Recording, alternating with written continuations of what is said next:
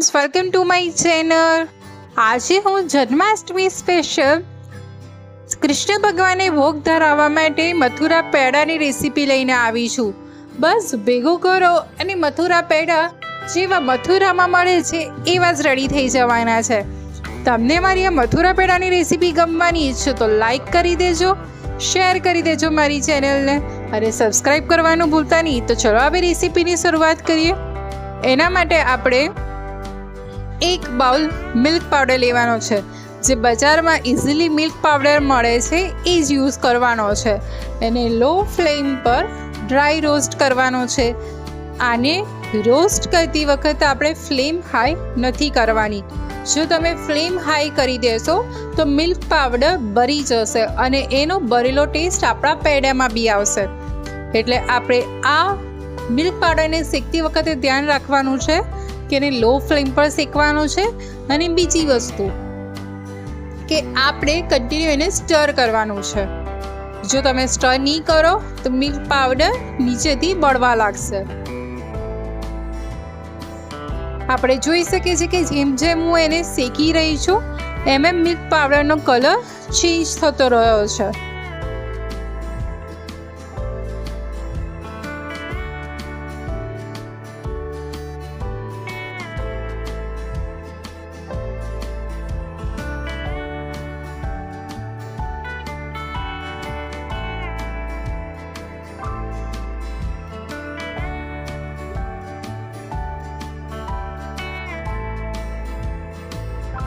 છે ને એકદમ ઇઝી રીત।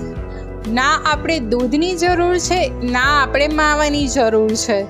બસ આ મિલ્ક પાવડરથી જ આપણે મથુરા પેડા રેડી કરવાના છે।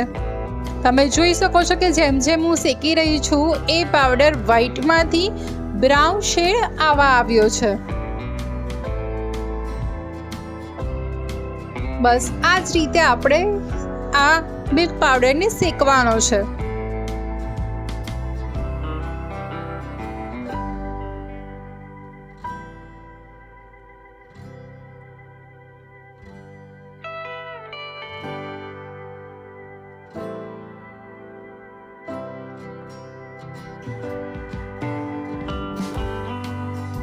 હવે એમાં એક ચમચી ઘી એડ કરવાનું છે અને ઘી અને મિલ્ક પાવડરને સરસ રીતે મિક્સ કરી લેવાનું છે।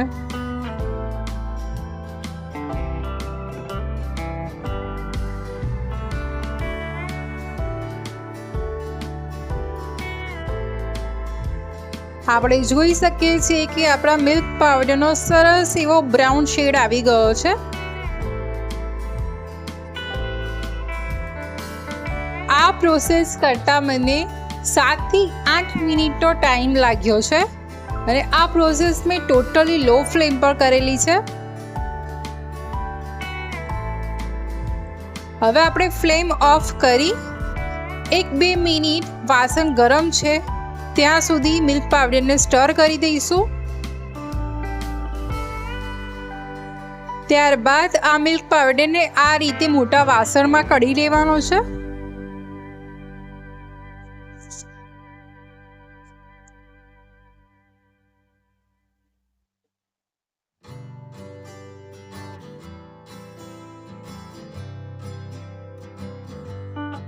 હવે આપણે એમાં ચપટી ઇલાયચી પાવડર અને જે બજારમાં મળે છે બુરુ ખાંડ એ બુરુ ખાંડને 3 ચમચી બુરુ ખાંડ એડ કરવાની છે। કારણ કે મિલ્ક પાવડરમાં ઓલરેડી સુગર હોય છે જ, એ ગળ્યો જ હોય છે, એટલે આપણે એને 3 ચમચી અત્યારે ખાંડ એડ કરવાની છે અને ખાંડ અને આપણા મિલ્ક પાવડરના મિશ્રણને બરાબર મિક્સ કરી લેવાનું છે।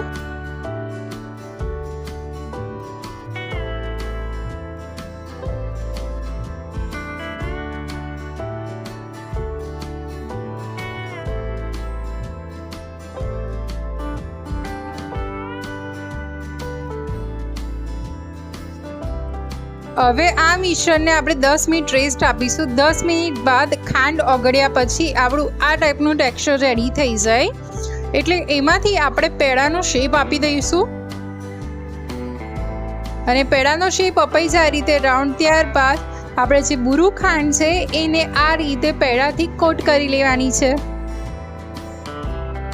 તો આપણા ટેસ્ટી એવા મથુરા પેડા રેડી થઈ ગયા છે.